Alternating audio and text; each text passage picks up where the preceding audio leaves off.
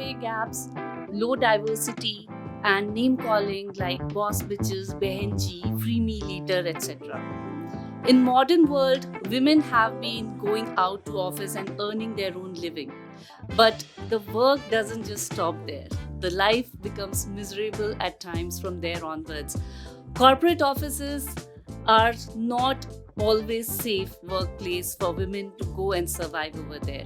If we are ambitious, then why are you too ambitious? If we are not, then why things are not happening in the right way? If we are wearing traditional, then we are Benjis. If we are not wearing traditional, then we are too modern. If we are working late, that's a problem. If we are not working late, then that is also a problem. So, in today's untold story, we are going to talk about a woman who finally said no to the unfairness in her office corporate world. And she said that she's going to start her own journey of entrepreneurship after leaving her high paying job. It was difficult, it was very brave of her, and we are going to meet today Shruthi Sundaram, who's going to talk about her corporate to business journey today. All right, Shruti, hi, and welcome to Asmi. I would first like to start off with the incident that we were just talking about. What shook you so much that you had to take a stand and say that you are going to uh, now quit a high paying job? First of all, thank you so much for inviting me, Iti. It means a lot to me. I think there were a lot of incidents. Mhm. Two particularly stands out. Like one was an incident and one was a phase. Um, there was a colleague of mine. She was my teammate, and she was, working during her pregnancy too. Yeah. And during the hike cycle that we have typically in our offices, she had gone on maternity leave just 2 months before Right. that cycle, Okay. and and she was working for 10 months of the year in a night shift.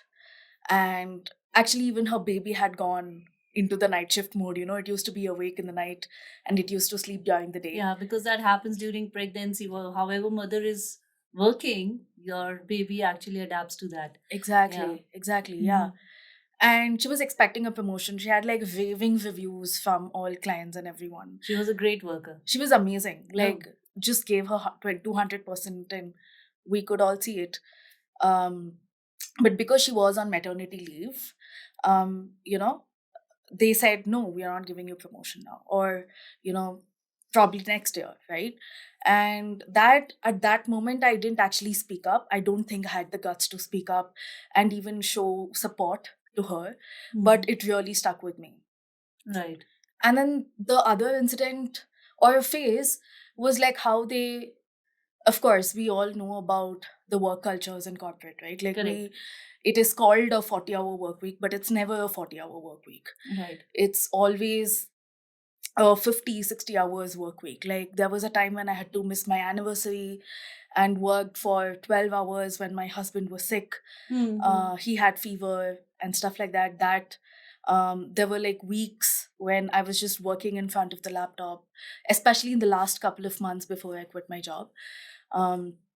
Yeah, there was a massive phase of really overworking, and I was like, I don't want to live. But this like happens this. with a lot of men as well as women both. It's the overall culture of corporate that we are talking about right Yes. now here, right? Specifically for women, also you saw that there were a lot of biases that was coming out. Yeah, like, I don't think people realize that it's a bias. That's what I noticed. Like, because the comments are so casual, like, oh, you are a good developer for a woman, Yeah. Or, oh, a woman became the director. Oh, like, she would support just women, like she wouldn't support men at all. Things like that. It's a very straightforward thinking and stereotyping that has been done that Yeah. a woman cannot become a good developer. Yeah. Very clearly, that's the mindset, right? Yeah. And somebody told you that compliment, so-called comment. Yeah, Right? yeah. Right. And like, I mean, now when I look back on it, Yeah. I just smiled and I laughed and gave a very awkward laugh and just moved on. Oh, like, oh, you're staying late. Is your husband okay with it? things like that. And I'm like, yeah, My God. yeah, it just Somewhere, hurts me so somewhere we have much. to come back and say that, yes, aren't you staying back late? Is your wife okay with it too? Yes. We have to say that. Yeah, don't you have to go and cook for your wife? Like, Yes, yeah.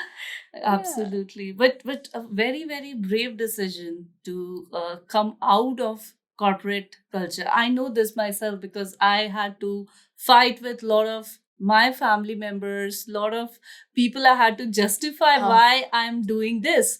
How were you able to manage it? Were your family and everyone supportive about this? So initially, I started my side hustle with writing, right? So when I started writing, when I started getting gigs and stuff like that, my parents, my husband, they just thought it was a hobby, something that she's doing on the side, because I had been writing for years when I was in school, and then I had a long gap. But they were like, oh, it's a hobby, and she's just doing it on the side. But after a point of time, I was like, no, I love my creative side. I just love it. I love the feeling of when an idea is formed in my head and just translating it on paper or translating it into a form, Right. Um, and that's when I started speaking to them about it. And it was a whole journey. Probably took a year. My husband got convinced much faster than my parents, and then he started supporting me, in me convincing my parents, because there was always like, it came from a place of concern, because no one in my family has ever run a business. I'm the first person to get into business, and I'm also someone who's extremely financially independent. I don't like depending on anyone. So my mom was like, if you do have months where you don't get money, like, how would you act? How would you react? I don't know how that Shruti would react, And yeah, it was a massive journey. But I think the change was when I told them and I was firm. I think I was also going through my lows, right? Like, Right. I was not that confident of whether I can do this. I just Absolutely. wanted to do it. I don't know if I was confident enough. I think one day I just told my parents that I'm going to quit. I'm like, I'm not asking you. I'm not, taking your advice or opinion. I'm just informing you. And I think they saw that change. And then it shifted. Something shifted in them. Um, that, this girl is just going to do this. She's not going to stand back. Whatever we The say. mindset was that you're going to shift and you're going to quit your job, but you're going to stay at home. It wasn't like she's taking up some other big thing. That support and that mindset was not there very clearly, right? No, I think that mindset was there with others in the family. Huh. But with my parents, they always knew that I'm a career oriented person.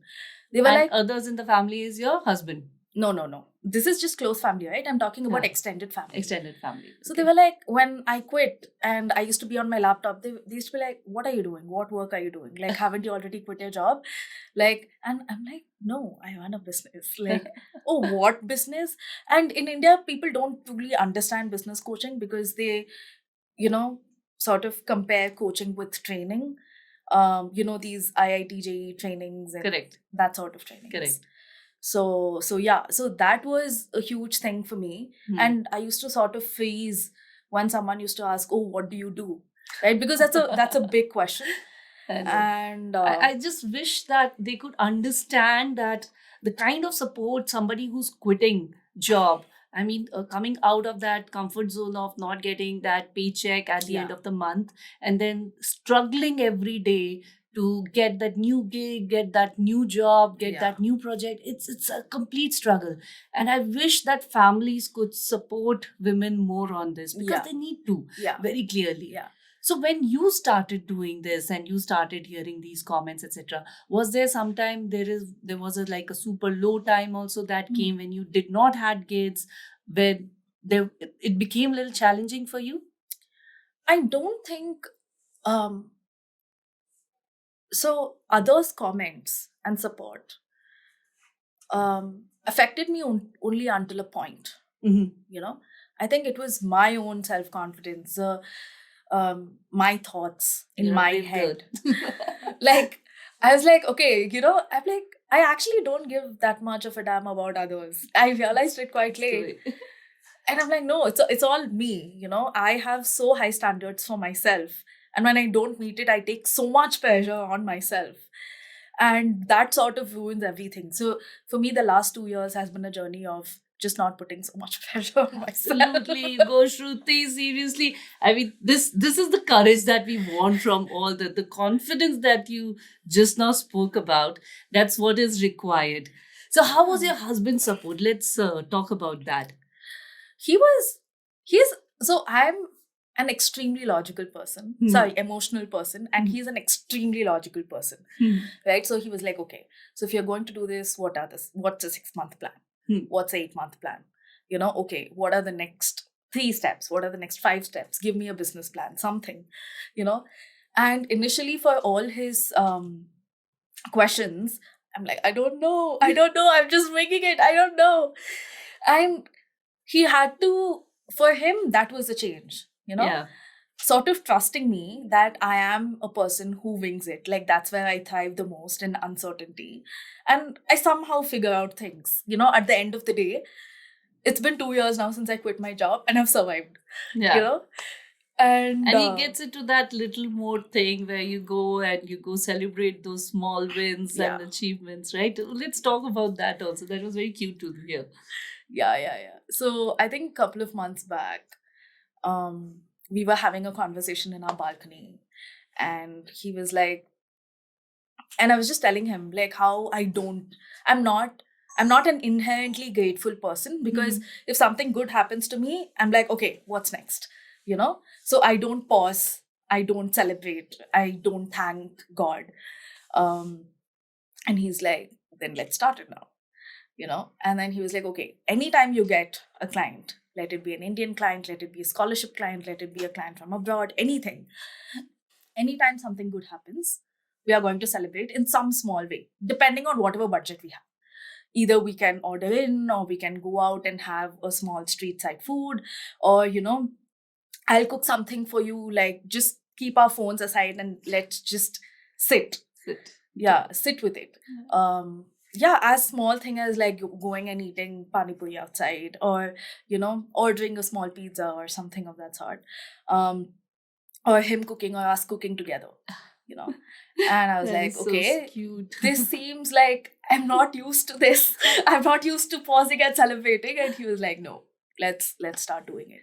It's very important. When you were saying, I was just thinking that getting that small little support also from somebody who's close to you, somebody who's there, it means a lot. And that gives you the kind of courage, the fuel that you get. Seriously, It takes you to another level altogether. So people who are out there, who have women at home, who are working from home, please make sure that you do this, and you are taking care of and supporting in small little ways that you can. That's extremely important. Now, before we move on to the next one, I wanted to understand first from you. You talked about you are a spiritual business coach. Yes. What is a business coach, and how is it different from spiritual business coach? Okay. So there are business coaches of different niche, who support different industries, Right. And different niches, businesses, वगैरह वगैरह, right? But I am someone who helps first time coaches, consultants, and healers, anyone who is setting up an online business, go from zero to the first couple $1,000s. Nice. Right? Because that is the toughest part. Toughest. And that laying that foundation, and there's a lot of healing involved. Um, Especially with women, there is a lot of money trauma. There is a lot of self-confidence issues. Right. There's a lot of being told that you're not good enough, right? There's a lot of financial insecurity that they face. There's a lot of lack of support at home in general itself, right? And so initially, I used to just do business coaching for people to go from point A to point B in their coaching, healing, or consulting businesses. Right. And then at a point, so when you're asking questions from people, there comes a point when they're like, I don't know why I do this. Right. They're like, I know it's a negative pattern. I know I keep repeating this, but I don't know why I do this. I don't know how to break it. Right. And there is only so far that you can go with questions. And that is the point where actually a lot of startups quit. Yeah. A lot of startups fail.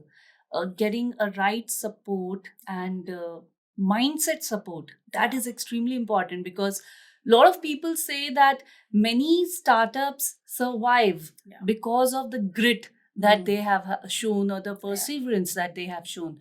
So very clearly this comes out that your support definitely can help somebody who's starting up sail through. Yeah. That's And that was, I think that's why I became this, because I don't think when I was in starting my entrepreneurial journey, I didn't Right. have anyone like that, you know? And that's why I started doing this. So there comes a point when I ask that question to them and they're like, I don't know. And so how can I go deeper?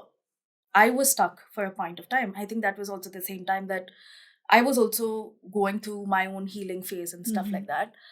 And that's when I came across a lot of healing modalities, like chakra healing, somatic healing. There is sound therapy. Like it's a vast ocean that I don't think we can even comprehend the limit, you know.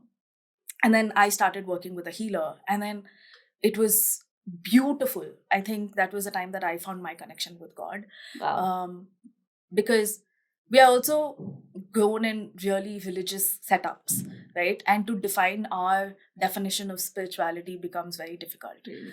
So, and so that was a track that was going on, you know. With healing, you can dive deeper, you can go deeper into the traumas that people have faced, Right. and truly heal it. And also that um entrepreneurship is a very lonely journey. It is. It is so lonely. Like I mean, when you're talking, no, it is all coming back to me, that how it happened, how it started. And seriously, what you're talking about, it's really taking me back some 10 years back right now. It is. And I mean, you have that support system where you can share things with people. Yes. But they can only empathize. Yeah. They can't truly get what you're going through. What you're going through. Yeah. Absolutely not. So you need that support system, and for me, that support system was God, I think. I have many times I discuss this at home, and you get that, I understand, Yeah. it's good, but what actually happens, it's difficult. And for women entrepreneurs, a lot of times even finding a co-founder becomes extremely challenging and difficult. So a lot of things are there. I mean, not a small thing. So coming back to what you have been doing, and how something like a strong advice that you would like to give. First, I would like you to talk about in corporates. Like, you've seen a lot of gender biasness, you've seen a lot of stereotyping. How should people react to these kind of situations, being a woman and being a man also? I think as a woman, when you get male chauvinistic comments, I think you have got to be sarcastic. Because you can't. That's your sword. Yeah. Right? You have to hit them, but not hit them. Yeah. Because, and I think it is a skill. Being Right. sarcastic is a skill. Right. I learned that very late, right? Because your first instinct is anger. Yeah. But you can't show that anger, You can't because show then that. you will be termed as too emotional. Correct. Right? You don't want to shut up and go. Right? So what is the middle point? Right. It's this, right? And how would you treat this if you were a man? I think ask questions if you don't know. Don't just assume and give comments. Um, if if you actually come out of the four walls that you have built around you and just look at the woman working around you and see her as a person, as an equal, and ask her questions to understand her, rather than coming with your own biases. Yeah. And coming with your own assumptions and making rude, insane comments based on those biases and assumptions. That's when it gets irritating. Um, And I have seen men, who genuinely, who don't realize that. That's what I said, I think, in the beginning also, right? They don't realize that they can hurt a woman, Right. because a woman has been hearing this for so many years, Yeah. right? So that's where sarcasm comes. Somewhere I think women also get used to it, and Yeah. they're like, okay, this has been happening. Yeah. And they just Yeah. push it through. Yeah. Anyways, we have been talking a lot, and I want to make this very, very interesting conversation into more interesting one. So let's talk about the next section that we are going to start now, which is the rapid fire round. Yes. Okay, Super so I'm excited. going to ask you very quick questions, and you can just answer me in very quick successions. Okay, so the rapid fire. The first question we have for you is that how would you spend your evening? What is your choicest? Oh, sunsets. Sunset. I just love sunsets on a river or a lake. It's Okay. amazing. With somebody special? Yeah. I already have. I don't have to go look for him. You will always have him. Yeah, but I was asking especially because a lot of women say that I want to spend my time alone. So Yeah. yeah. I think that's the thing. So both of us, we give each other so much space that sometimes I'm like, yes, we need to spend some time together also, Okay, so you're a movie person, art person. What is your favorite pastime? I'm a music and a books person. Music and Yeah. I love to let my imagination run wild. I think movies really boxes up my imagination somehow. Okay. Yeah, I hope people don't hate me when they see this. Absolutely not. The next question is that if you are granted 3 wishes, what would you take? Oh, this is really hard. I really want. It's been my dream. This is probably my second wish, but it has come up first. It's been my dream to educate 100 girls. Like, that's my goal. Oh, nice. So I was actually even planning my budget accordingly. Okay, this year 2 or 3, next year, okay, whatever. So yeah, it would be really cool if I could educate 100 girls. Wow.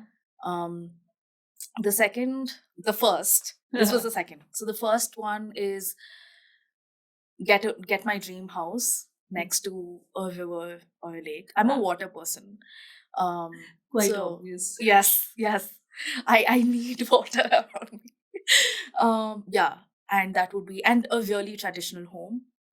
That would be amazing. Yeah. And third one, yeah, I don't need a third one. Yeah, these two are like more than enough. I know I'm good enough to earn.